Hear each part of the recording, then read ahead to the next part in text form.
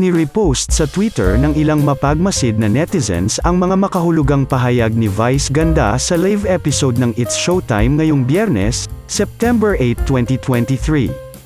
Sa Gram Panalo segment, ang partner ni Vice na si Ayon Perez ang nagbukas ng isang kahon. Pinasayaw ni Vice si Ayon.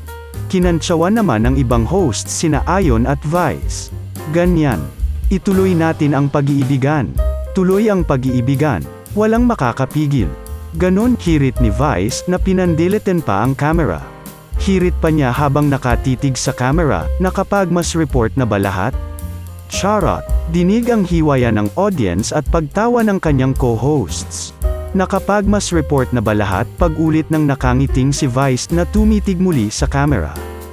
Wala mang binanggit na pangalan si Vice Ganda. Maraming netizens ang nag-ugnay nito sa pagkawala ng online accounts ng controversial influencer na si Rendon Labrador, na binatikos noon ng husto sina Vice Ganda at Ayon Perez.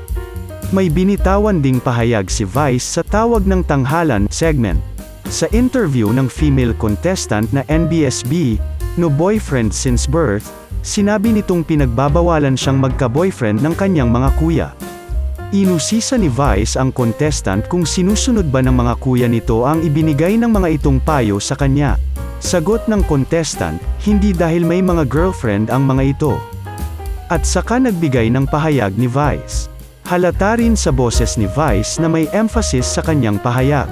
Sabi niya, may mga ganyan. Kung maka-impose akala mo naman di nila ginagawa, di ba? Yung pag-iba, mali. Pero kayo, hindi nyo ginagawa. Sa iba mali, pero sa inyo pwede? Double standard. Dinig ang paghiyaw ng mga tao mula sa audience. Bagamat walang binanggit si Vice kung para kanino ang kanyang mga makahulugang pahayag, ang hiyawan ng audience at kinasasangkutang issues ng ABS-CBN Noontime Show ay nagiging basehan para mabahira ng kulay ang mga sinabi niya.